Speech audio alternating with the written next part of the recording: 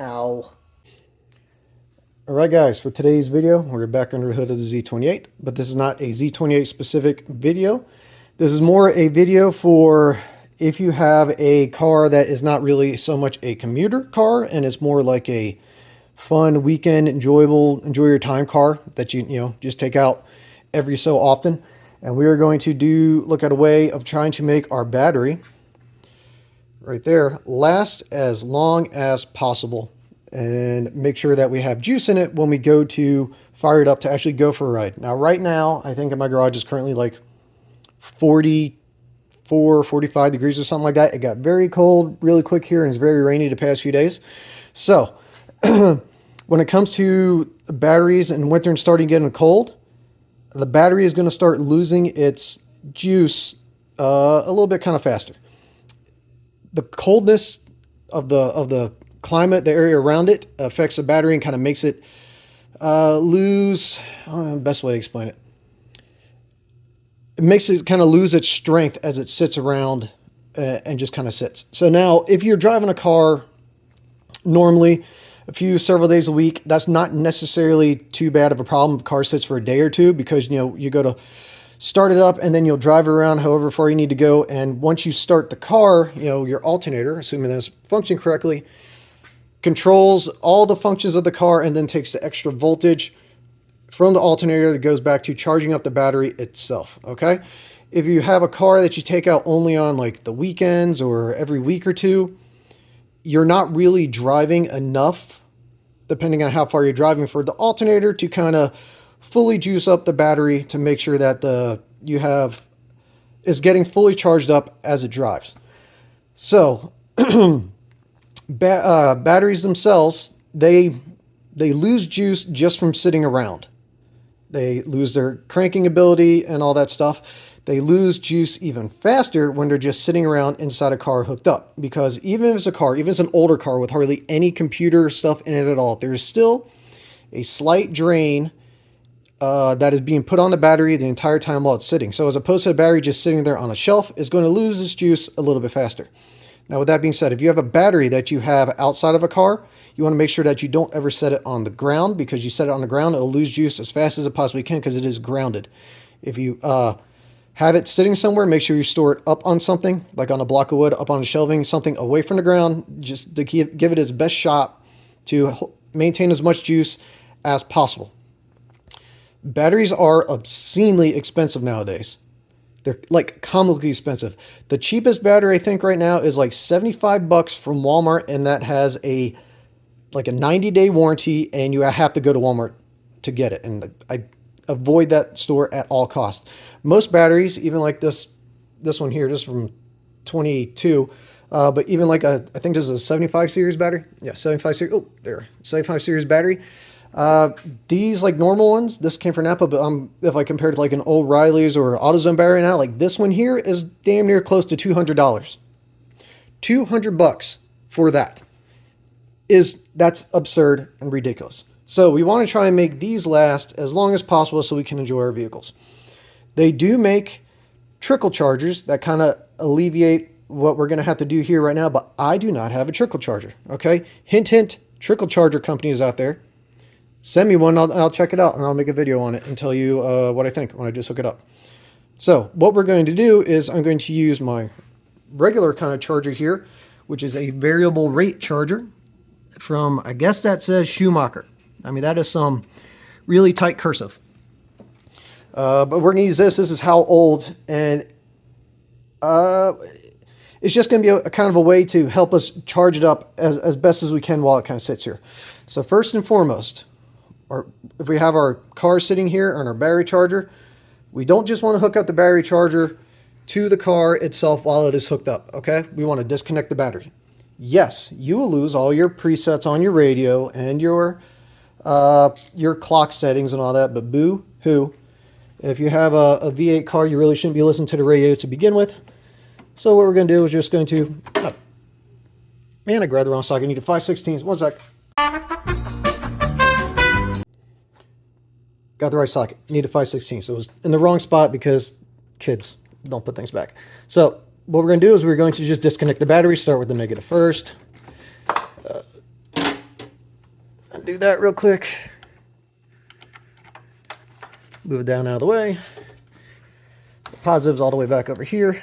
Depending on where your battery is and what type, side post, top post, or whatever have you, will be on how you actually disconnect the battery. So, but we don't want to leave the car hooked up while we're trying to charge it, because in my experience, it doesn't work that way. Now, being that this is a side post battery, right here, we have nothing to hook the battery charger up to. So some people will use bolts. You can do that. I don't necessarily recommend it. Just get yourself a pair of charging lugs. They make them. These ones are steel. They make them in lead and stuff too. I have a link down on the bottom if you want to grab yourself some. But if you're in a pinch, you can use some bolts, but just get the lugs. They cost like virtually nothing. So you take these, you can slide them in hand tight. That's it. Okay, now we have our battery charger. You want to make sure, just like if you're hooking up to jumpstart a battery in a car, jumpstart a car, you want to make sure that you hook up the cables before you actually apply the incoming power source to it. So here we go. Bring it. Get out of the way. One-handed nonsense. All right. So if I'm using these steel charging lugs, I like to put the inside of the clip, where are you? Right there, the center, kind of in between the clip here, on the actual big rib right here, close to the base. That locks on, and then it also kind of gives direct contact from the charging lug straight to the lead post inside the battery, okay? If you have a top post battery, you'll just disconnect it, put these straight on there, and you're good to go. Okay, so now this is my battery charger we're going to use. It is a variable rate charger, which is what we want. And this charger also has a built-in stop, I guess you would call it. Older chargers, they would just take it, you hook it up, and would just send juice to the battery nonstop until you disconnected it, okay?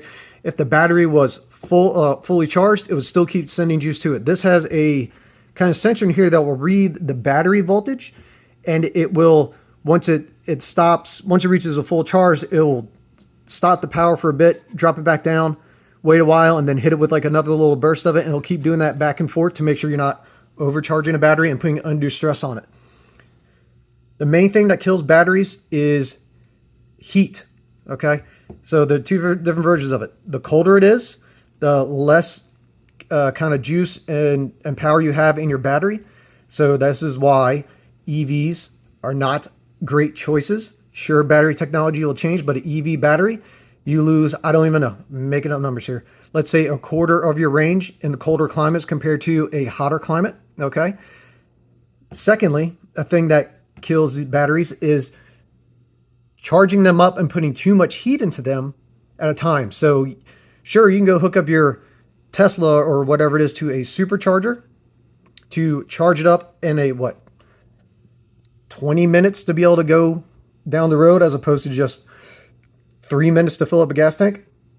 So you do that, you're putting in a lot of extra heat into that battery to send juice into it really fast. That is killing the battery and removing its lifespan. That is why Teslas, so let's say you have whatever size your battery is. Let's say you're 100 amp battery. Just pick out numbers here. 100 amp battery. When you have your Tesla, it is actually locked to only give you 80 amps worth of power from it, because they know that as this charges up, the battery's going to die. So you have another 20 amps of reserve power to make the battery last a little bit longer. Once the battery dies, you're screwed, because it's built into the carriage, the unibody structure of the car, at least on Teslas that I know of. Replacing them, I think you got to pretty much split the car in half. I don't know. Yet another reason why I don't think EVs are a good choice. And that also too, with EVs, you have your actual like 400 volt system to drive the car, and you still have another 12 volt system to operate the normal car things, like the door locks and the horns and all that stuff, lights, all that still run on a 12 volt system. Okay, so you have multiple batteries. Anyways, I got my battery charger here. What I want to do is, for this one, depends on which one you have a manual setting, automatic, and a maintenance free. Deep cycle, that is for like batteries that are meant to be discharged completely, fully, and charge back up. Like this is something, a deep cycle like marine batteries. So if you have a boat to where you don't have an alternator charging it, it holds a lot of juice and it runs all the way down, then you have to recharge it up or whatever. They're designed to do that, okay? They're designed to have amperage pulled from them nonstop during use. Manual, this is if you just want to keep looking at it all the time, I guess. I don't know. But I use the automatic setting because this is a standard conventional type of battery. Low maintenance. We're not having to add water to it or anything like that. And then here's the key thing here. We have a 10 amp fast charge or 2 amp slow charge, okay? I want it set to 2 amps or whatever your charge rate may be. This is where trickle charger would come in handy because they are extra low amperage. They put a very slow amount of juice into the battery over a period of time. That keeps the battery from going through multiple heat cycles to keep it cooler, okay? So we want whatever our charger is set to the lowest possible amperage, okay? We have that all hooked up, set to lowest amperage. Now all I will do is I will plug my charger in. Okay.